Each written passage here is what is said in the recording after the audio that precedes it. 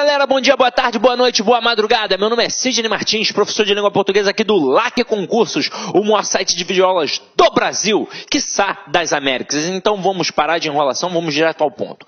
Hoje a nossa primeira aula, nós vamos trabalhar a parte de classes gramaticais. Qual é o intuito? O intuito é o seguinte: em toda prova de concurso público, você tem normalmente 40%, 30% de análise textual e 60% ou 70% de análise gramatical. Então, você tem de estudar gramática. Detalhe, para você conseguir fazer uma análise textual, antes você tem de fazer uma análise gramatical. E quando a gente pega esse conteúdo gramático e pergunta, por exemplo, para um aluno qual é a matéria que mais cai, ele, sem sombra de dúvida, já responde. É a análise sintática.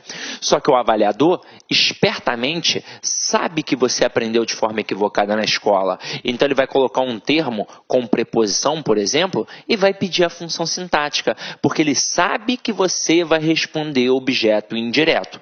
Mas, na verdade, a análise nunca foi sintática, ela sempre foi morfossintática. Então, eu primeiro tenho de ver a quem aquele termo está ligado morfologicamente, a quem ele está ligado gramaticalmente, para aí sim poder classificar sintaticamente. Tanto é que um termo com preposição sempre tem, dentre as opções, objeto indireto e complemento nominal. Por quê? Porque o objeto indireto sempre tem preposição, assim como o complemento nominal também sempre tem preposição. Mas se o aluno se ligar que o objeto indireto está ligado a um verbo, e detalhe, não é qualquer verbo, é um verbo transitivo indireto, e o complemento nominal está ligado a um nome, não já facilitou a vida? Já, não já?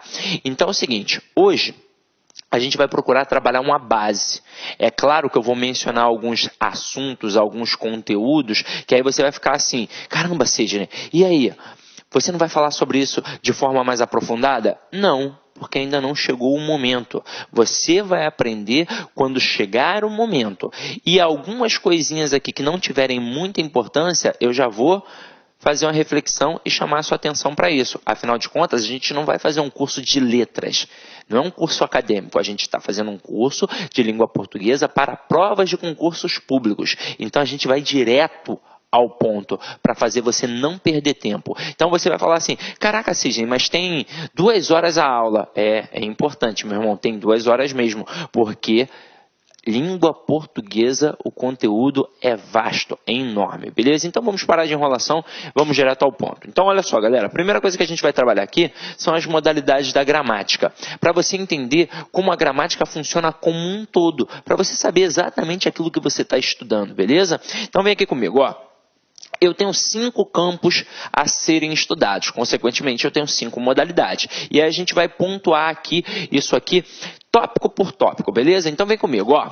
Primeira coisa, quando eu falo em som na língua portuguesa, qual é a primeira palavrinha que vem à mente de vocês? Sem sombra de dúvidas, muita gente deve ter pensado agora, música, né, Sidney? Não, quando eu falo em som, a primeira palavrinha que vem é fonema.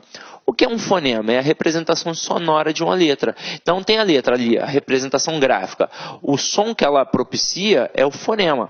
E para estudar isso daqui, nós temos a fonética.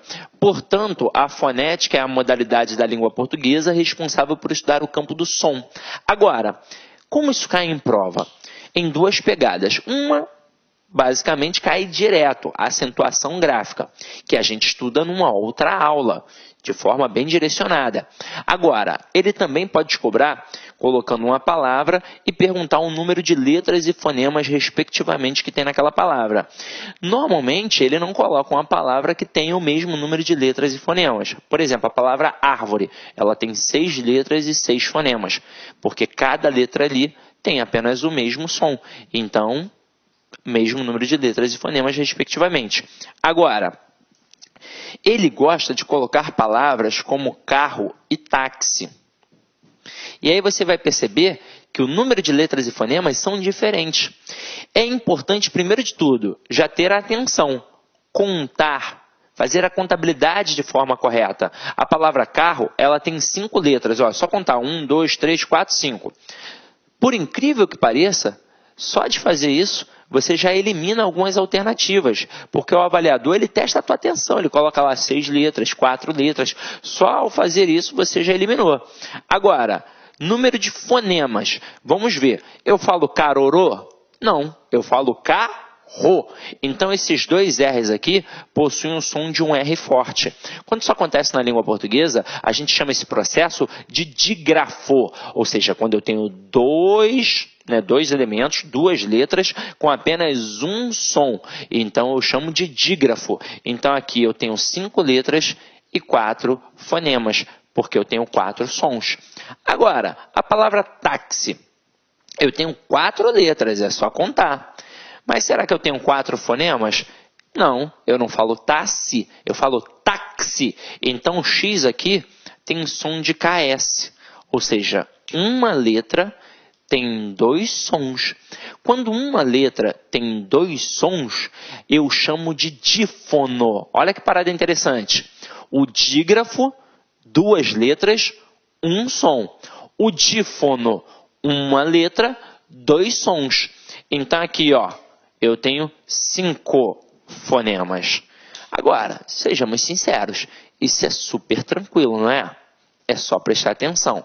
Agora, para poder dificultar um pouco mais no assunto da fonética, o camarada vai cobrar acentuação gráfica. Mas aí a gente trabalha isso numa aula específica, de forma bem tranquila, direcionando para você não dar mole, beleza? Agora, vamos continuar a nossa pegada aqui. Agora a gente vai para um cara sinistro, ó. A gente vai para forma. Se ao falar em som eu pensei em fonema, ao falar de forma eu penso em morfema.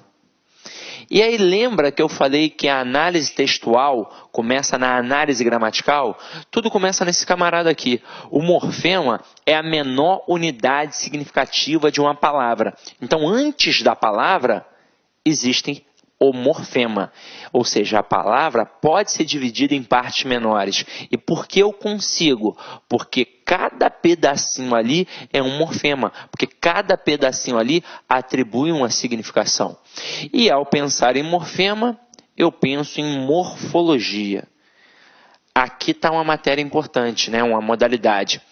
A morfologia, ela é responsável por estudar o campo da forma.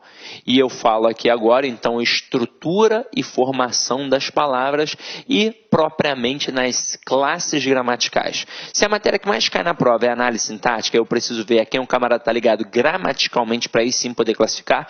Eu ouso dizer que se você não sabe morfologia, se você não sabe identificar uma classe gramatical, você não sabe nada em língua portuguesa. Agora, a nossa aula de hoje, ela é bem imagética. Eu não vou fazer como você aprendeu na escola. Eu não vou trabalhar classe por classe. Eu, na verdade, vou pegar todas as classes e vou mostrar como elas se relacionam entre si, para você entender o processo não só morfológico, mas também sintático. Essa relação que elas possuem entre elas, beleza? Então, vamos lá. Então, a próxima é o campo do estilo. E ao falar em estilo, eu penso em estilística.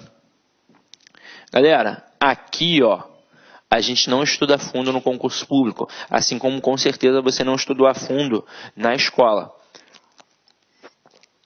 Só estuda estilística a fundo quem faz uma excelente faculdade de letras ou então excelente faculdade de direito na parte da oratória. Porque a estilística é a modalidade que funciona como elo entre a gramática e a literatura. Então, tudo que tem de paralelismo, tudo que tem de figura de linguagem, está aqui. Aí você vai falar assim para mim, ué, então eu já estudei, porque eu já estudei figura de linguagem.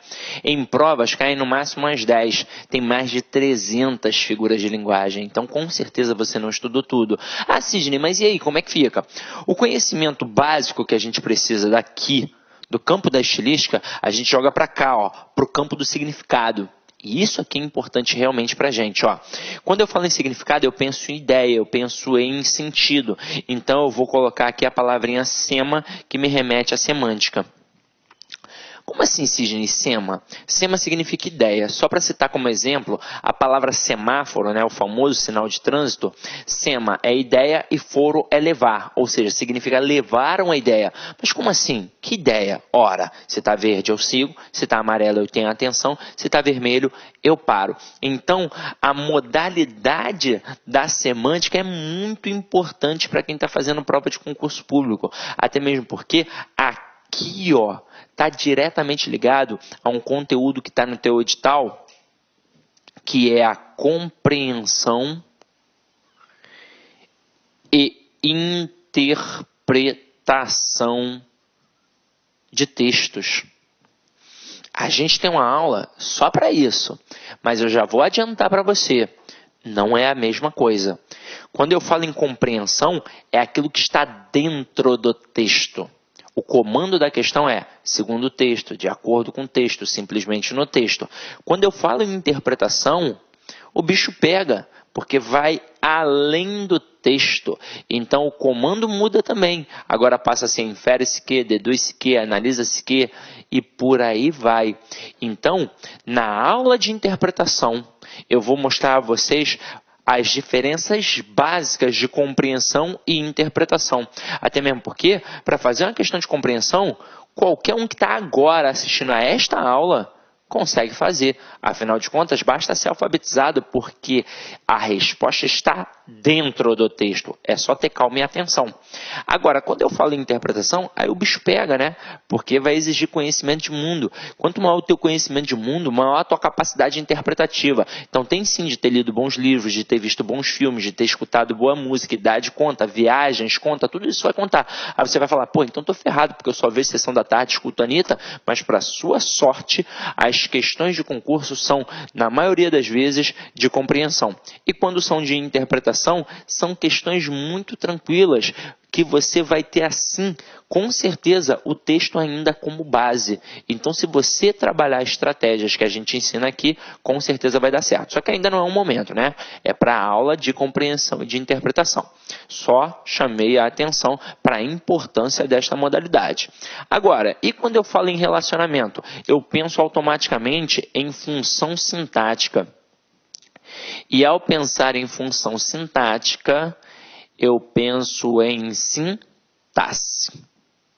E é sintaxe mesmo, tá, galera? Com som de 2 S's, porque é um termo que já existia antes de vir para a gramática. É um termo militarizado. Quem é militar da antiga, com certeza vai lembrar. A sintaxe é a reunião de grupamento. Ou seja, era um momento em que a galera definia quem ia cuidar do material bélico, quem ia cuidar da arrumação, quem ia cuidar da limpeza, quem ia cuidar da cozinha. Então, reunião é ou não é um intervalo de tempo para as pessoas se relacionarem? Então, nada mais justo que chamar de sintaxe a modalidade que estuda o campo do relacionamento. E por que o campo do relacionamento? Porque eu nunca classifico sintaticamente. Eu sempre vejo a quem o camarada está ligado morfologicamente, a quem ele está relacionado morfologicamente, para aí sim poder classificar sintaticamente. Então, galera, definição agora. Dessas 5 modalidades, 3 são extremamente importantes para nós. Primeira, morfologia. É a base da gramática. Se eu não sei morfologia, eu não sei nada. Ah, sim, eu pensei que fosse a fonética. Não, não é. A fonética é muito importante quando você é criança, que você ainda precisa saber como pronunciar determinadas palavras. Tanto é que um estrangeiro, quando vem para o Brasil, ele tem de primeiro aprender fonética. Quando você vai aprender uma língua estrangeira, você tem de primeiro aprender fonética. Você não vai trabalhar a gramática da língua. Afinal de contas, se você ainda não sabe a pronúncia, de nada adianta apenas trabalhar a gramática da língua, né? A estrutura morfológica e sintática. Agora, para a gente que já sabe pronunciar, o mais importante agora é a morfologia, porque fonética você já sabe. Essa é a verdade. Agora, passada a morfologia, a semântica também é muito importante. Afinal de contas, é a parte primordial da análise textual. E para finalizar aqui, ó, a sintaxe, que no final das contas é a matéria que mais cai na prova do concurso público. Detalhe, porque as 3 são importantes, não só para quem faz concurso público, mas quem estuda a língua portuguesa. As 3 caminham juntas sempre. E o camarada já pode te derrubar numa pegadinha só utilizando isso, ó. Quer ver? Bota uma frase simples, ó. Jocrete quebrou uma mesa. Aí o cara destaca a palavra Jocrete e pergunta qual é a função morfológica. E na letra A, de sacanagem, ele coloca sujeito.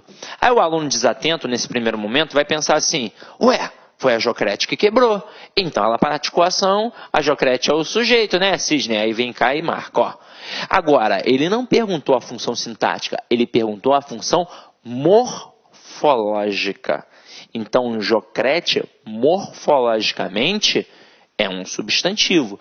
Sintaticamente, é um sujeito. E você tem de prestar atenção nisso. Então, na prova, olha o que o camarada pode trabalhar em relação à função. Normalmente, quando aparece a palavra função, a gente pensa logo em função sintática, porque era isso que a gente fazia na escola. Mas o camarada pode cobrar a função morfológica, função semântica e função sintática. Olha que momento importante da aula. Quando o cara te cobra função morfológica, ele quer saber qual é a classe gramatical. Então, ó, no universo ali das classes gramaticais, ele quer saber o que é. Se é substantivo, se é adjetivo, se é pronome, se é advérbio e por aí vai. Agora, perguntou função semântica, ele quer saber qual é o sentido. E aí não adianta, né? Nós temos N possibilidades, vai depender do contexto, porque pode ser qualquer coisa. Agora, quando o cara cobra a função sintática, ele quer saber sobre os termos da oração. Então ele quer saber se é sujeito, se é predicado, se é objeto direto, objeto indireto, adjunto adverbial, adjunto adnominal e por aí vai. Aí você vai falar, caraca, não vou aprender isso nunca, estou ferrado, é muita coisa. Então se liga só. Eu hoje vou mostrar para vocês a importância dessa análise morfológica, a importância da identificação da classe gramatical. Porque isso aqui é um percurso de 100%. Mas se você consegue identificar a classe gramatical, você já percorreu 70% do trajeto. Então, depois analisar semanticamente, sintaticamente, vai ficar muito mais fácil. Tranquilo? Agora, o que eu vou falar aqui com vocês? A aula de hoje é extremamente imagética. Então, preste atenção, aproveita que é uma videoaula e aí você primeiro olha, depois você volta, veja de novo e anota. Ou então, Sidney, mas eu gosto de anotar na mesma hora. Mas cuidado com isso, para não perder as informações. Ainda bem que não é uma aula presencial, né? Porque na aula presencial, às vezes, você para anotar, perde uma informação importante. Aqui você pode voltar quantas vezes quiser mesmo, né? Então, vamos lá, ó. Posso apagar? Posso, né? Então, vamos lá.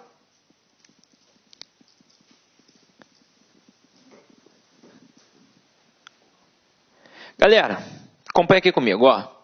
Relação das classes gramaticais. Quando a gente fala em classes gramaticais, nós temos 10 classes gramaticais. Então, nós temos 5 modalidades da gramática e nós temos 10 classes gramaticais. E da mesma forma que eu dividi a gramática em 5 partes, eu também vou dividir a classe gramatical. Só que eu vou dividir em apenas 2 partes. Eu divido nas classes variáveis e nas classes invariáveis. Num primeiro momento, pode não fazer muita diferença assim para você, mas você logo vai descobrir que é muito importante saber identificar se é variável ou invariável. Aí nós temos 6 classes variáveis e 4 classes invariáveis. E nós primeiro vamos estudar a classe variável. Agora, se liga só no que eu estou fazendo aqui. Nós vamos estudar as 6 variáveis exatamente assim, ó, como eu estou fazendo com as minhas mãos. Uma vai ficar isolada. Já vou até te adiantar. Quem fica isolado? É o verbo. Por que o verbo fica isolado? Porque ele é a classe mais variável de todas. É a classe mais importante. É a classe que manda em tudo. Então ela é difícil. Tem de ser estudada sozinha. Por isso ela fica isolada. Agora as outras 5, elas trabalham num processo conjunto. Uma vai ficar aqui no meio mandando e as outras 4 na sua periferia, só obedecendo. Então vamos primeiro começar com essas 5 aqui. Então venha comigo, ó, preste atenção. Eu já dividi as 5. Eu só vou mostrar como elas se relacionam entre elas. Então olha aqui. A primeira classe que a gente vai olhar é o substantivo, que é a classe responsável pelo nome. Como assim? Ela é uma classe responsável por nomear os seres e as coisas. Então, ó, os seres e as coisas. Qualquer ser ou qualquer coisa, a gente só dá esse nome porque, na verdade, a gente tem um substantivo. Agora, mais importante do que nomear os seres e as coisas, para a prova do concurso público, o substantivo é sempre um termo determinado. E o que significa dizer que um termo é determinado? Significa dizer que ele é sempre núcleo. Então, o substantivo é núcleo de qualquer estrutura nominal. E aí se liga só nessa. Esse quadrinho aqui que eu vou mostrar para vocês agora é a base para você entender futuramente aulas de concordância verbal e de concordância nominal. Afinal de contas, na escola, você aprendeu, por exemplo, falando da concordância verbal, que é a relação entre o verbo e o sujeito. E aí o avaliador já se aproveita, né? Já derruba o candidato, porque ele coloca uma frase grande demais, várias palavras dentro do sujeito, várias palavras no plural e deixa o verbo no plural. E aí você não vai estranhar, vai achar que está certo. Mas, na verdade, o verbo não concorda com o sujeito como um todo. Ele concorda apenas com o núcleo do sujeito. E quem sempre vai ser o núcleo do sujeito? O substantivo sem preposição. Então, por mais que tenhamos várias palavras no plural, se o núcleo estiver no singular, o verbo tem de ficar no singular. Então, olha a importância. E o substantivo, ele não é só o núcleo do sujeito. Ele é, na verdade, o núcleo de qualquer estrutura nominal. Ele é o núcleo do sujeito, do objeto direto, do objeto indireto, do complemento nominal, do aposto e por aí vai. Agora, entender isso aqui vai fazer você também entender a concordância nominal. A concordância nominal está lá na gramática, ó, é a relação entre o nome e os seus determinantes. Então, ora, se o substantivo é o determinado, quem o acompanha é determinante. Então, ele manda e o resto obedece. O que significa? Se ele está no singular, o resto fica no singular. Se ele está no plural, o resto fica no plural. Se ele está no masculino, o resto fica no masculino. Se ele está no feminino, o resto fica no feminino. E por aí vai. Entendeu? Agora, vamos continuar nossa pegada. Quem é que trabalha em prol da ordem, da quantidade, da fração e por aí vai? Quem é que indica tudo isso? É o numeral. Agora, nós não temos por que perder tempo com o numeral, porque isso não cai em prova, praticamente não cai em prova. Então, por que você vai perder seu tempo se é um assunto galho fraco? Então, não tem porquê. Então, deixa o numeral para lá. Agora vem aqui comigo. Adjetivo. Adjetivo é importante. O adjetivo, ele indica semanticamente a característica. E na hora que eu falei do adjetivo, você deve ter pensado, caramba, é importante mesmo, porque na hora que você falou da concordância nominal, eu só pensei em substantivo e adjetivo. Na verdade, a concordância nominal se dá entre esses 5 elementos aqui sempre. Mas a gente pensa muito em substantivo e adjetivo, porque da mesma forma que eu tenho substantivo composto, eu também tenho adjetivo composto. E tem muita relação de concordância do adjetivo com o substantivo nas provas de concurso público. Detalhe, esse cara aqui, o adjetivo, ele também é um excelente ferramenta para mostrar o quanto a análise é morfossintática. Porque se você identificar que o cara é gramaticalmente um adjetivo, você vai perceber que sintaticamente ele só pode ter 2 funções. Ou ele é um adjunto adnominal, ou ele é um predicativo. Que depois eu vou mostrar para vocês como é que funciona. Mas não é o momento agora ainda, beleza? Mas esse cara é realmente importante. E a gente vai estudá-lo futuramente com mais tranquilidade, como ele merece, tá? Mas a coisa mais importante que você precisa saber, ele indica característica, qualidade, atributo e por aí vai. Então, quando eu digo assim, Clara é bonita, bonita é um adjetivo para Clara. Então, está indicando uma característica, beleza? Agora, quem é responsável por flexionar em gênero e número? É o artigo. Quando eu falo em gênero e número, eu estou falando em masculino, feminino, singular e plural. Só que agora eu vou parar para fazer uma reflexão com vocês aqui, ó. Chegou um momento importante da aula. O artigo, normalmente, não tem a devida importância que merece. Só que eu vou te dar essa importância agora, ó. Normalmente, até em gramáticas para concurso público, o artigo é colocado de lado, assim como o numeral é colocado de lado. mas o artigo não pode ser colocado de lado, porque além de flexionar em gênero e número, ele tem outras duas importantíssimas funções para a prova de concurso público. Ele sozinho, no universo dessas 10 classes gramaticais, ele é capaz de modificar qualquer outra classe gramatical. Na verdade, ele é capaz de substantivar qualquer outra classe gramatical. E ele sozinho é capaz de me mostrar se um elemento é conhecido ou desconhecido no universo do texto. Então, ele já entra na seara da interpretação. Então, vem aqui comigo para ver como é que funciona. Primeira coisa, ó, artigo. Ele flexiona em gênero e número. Quando a gente fala em gênero, eu falo masculino e feminino. Quando eu falo em número, eu falo em singular e plural. Primeira coisa, a gente já vai definir algo importante aqui. Quem é o coringa do gênero? Ou seja, quem é que manda? É o feminino ou é o masculino? É o masculino. O que isso significa? Vamos supor que aqui fosse uma sala presencial. E tivessem mais ou menos umas 100 mulheres. Apenas. Eu diria bom dia, boa tarde, boa noite. Alunas. Agora, se fossem 99 mulheres e um homem, eu diria bom dia, boa tarde, boa noite, alunos. Por quê? Porque basta um elemento masculino para mandar na estrutura da concordância aí. Ah, mas isso é injusto, isso é machismo? Não, isso é na língua, né, gente? Pô, na vida a mulherada já manda, né, em casa, então, poxa, na língua portuguesa é o masculino. Agora, qual é o coringa do número? É o singular. Sabe o que significa? Quando eu ficar na dúvida se um termo é variável ou invariável, é só pensar nisso. Se a palavra só pode ficar no masculino e só pode ficar no singular, significa que ela é invariável. Agora, a partir do momento que eu posso jogá-la para o feminino, ou então que eu possa jogá-la para o plural, eu já modifiquei. Então, eu tenho a classe variável, ok? Agora, vamos definir outra coisa. Quando eu falo em artigo, ele tem uma classificação, que são só duas etapas. Eu tenho o artigo definido e eu tenho o artigo indefinido. Como isso funciona? O artigo definido, você pode até anotar aí agora, ó.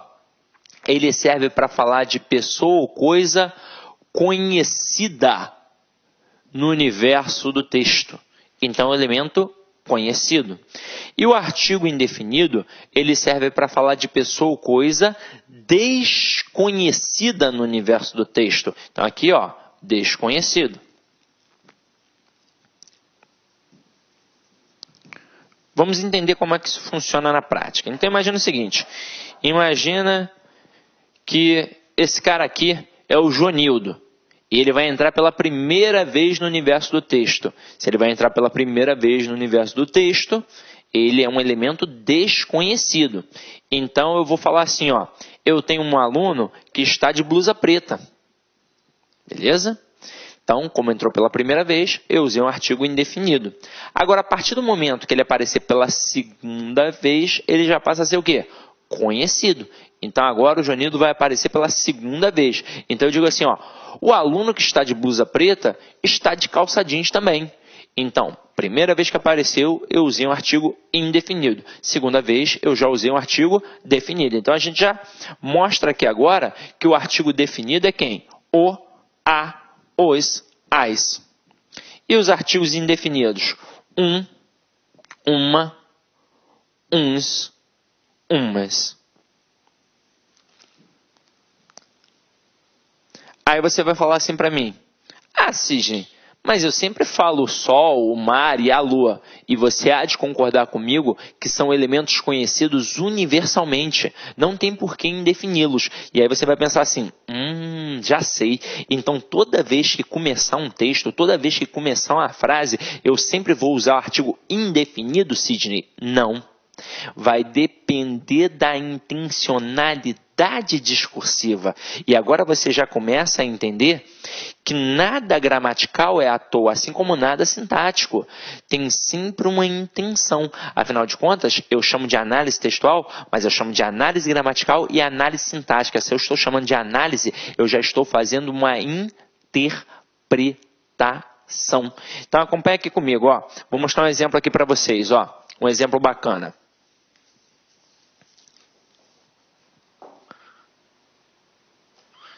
Olha aqui essas duas frases, ó. Um guarda multou a Atadofa e na outra o guarda multou a Atadofa. Quais são os elementos de fala? Quais são os elementos de comunicação? São vários, né? Mas normalmente, aliás sempre, eu obrigatoriamente tenho dois elementos. Em todo ato de fala, em todo ato de comunicação, eu sempre preciso da pessoa que fala e da pessoa que ouve. Então sempre vai ter o emissor e o receptor. Ah, Sidney, se eu estiver falando sozinho? Nesse momento, esta pessoa fará os dois papéis, o de emissor e o de receptor. Mas vamos supor agora que eu esteja conversando com você que está em casa. Eu serei o emissor e você será o interlocutor ou o receptor. Aí eu digo a primeira frase, ó. Um guarda multou a Atadofa. Eu mostro que eu, emissor, não conheço este guarda. Mas eu mostro que você também não conhece. Ah, mas Sidney, se eu conhecesse? A gente iria descobrir em um outro momento do texto. Neste momento é impossível. Então, este guarda aqui, ele é desconhecido realmente. Agora, e se eu chegar e falar o guarda multou a Atadofa? Eu mostro que eu, emissor, conheço e mostro que você, receptor, interlocutor, também conhece. Porque se você não conhecesse, o ato de comunicação não seria plenamente satisfatório. Então você ia falar assim, ué, que guarda? Entendeu a pegada? Então aqui, ó, este guarda aqui, ele é conhecido. E a Atadofa é a nossa conhecida. Agora, se liga. Isso aqui pode cair numa prova? Óbvio que pode. Já para te derrubar. O CESP facilmente pode cobrar estruturas como essa daqui, ó. Se liga só, ele poderia colocar assim, ó. Frases 1 e 2 são idênticas morfologicamente, sintaticamente, semanticamente. Certo ou errado? Errado. Agora, se ele fala assim, as duas frases são idênticas sintaticamente, certo. Se ele fala as duas frases são idênticas morfologicamente, certo. Agora, se ele fala que as duas são idênticas semanticamente, aí está errado. Detalhe, o que tornou a frase semanticamente diferente uma da outra foi a presença do artigo de forma diferente. E aí você observa, gramaticalmente é a mesma coisa. Sintaticamente vai ser a mesma coisa, porque gramaticalmente é artigo. Sintaticamente vai ser um adjunto adnominal, porque vai ser um termo que vai acompanhar aqui o nome. Agora, semanticamente é diferente, porque na frase 1 o guarda é desconhecido e na frase 2 o guarda é conhecido. Olha que questão ótima para cair numa prova. Agora volta ali comigo, ó. Deixa eu apagar aqui. Não precisa apagar não, né? A próxima frase é o seguinte. A gente já definiu que o artigo, além de flexionar em gênero e número, ou seja, masculino e feminino, singular e plural, ele também é capaz de modificar qualquer outra classe e ele também é capaz de me mostrar se um elemento é conhecido ou desconhecido, não é? O que ficou faltando? Essa concepção de modificar a frase. Então, imagina o seguinte. Imagina que você passou na prova do concurso público. E aí, a primeira pessoa que viu a sua aprovação foi o seu companheiro ou a sua companheira. E aí liga para você. Imagina você que está em casa, né? Rapaz, né? Normalmente o homem fica muito feliz assim quando passa numa prova. A esposa dele também fica muito feliz porque vai melhorar socialmente, vai ter uma estabilidade. Aí você passa na prova. E quem vai olhar primeiro lá no jornal? Sua esposa. A sua esposa olha e fala assim, caraca, na mesma hora, liga para você, amor, corre para casa agora, você passou em primeiro lugar na prova da Polícia Federal, passou em primeiro lugar na prova do TRT, do TRE, não sei o que, né? Esse tipo de coisa, né? Porque quem estuda para concurso cai para dentro, né? Aí você vai para casa. Quando você chega à sua casa... Olá, meus amigos, minhas amigas, sou o professor Luiz Antônio Carvalho, com muito prazer, muita satisfação, estou aqui para apresentar, fazer um convite muito especial, aliás, para você do Rio de Janeiro, que vai fazer o concurso para o Agente Educador 2 da Secretaria Municipal de Educação. Nós aqui da La Concurso, nós elaboramos aí um curso muito competitivo, que atende às 3 disciplinas, língua portuguesa, matemática e ECA. Este curso super competitivo, é um curso aí com bastante profundidade, por apenas 10 parcelas de R$15. É isso mesmo, R$150 você vai ter esse super curso, fazer esse investimento, prazo de acesso 120 dias. Além disso, nós temos aqui, ó, no nosso Personal Coach, que eu estudo em regime de metas, que começa no dia 15/4. Inclusive, se quiser matricular antes, já temos aulas disponíveis para vocês.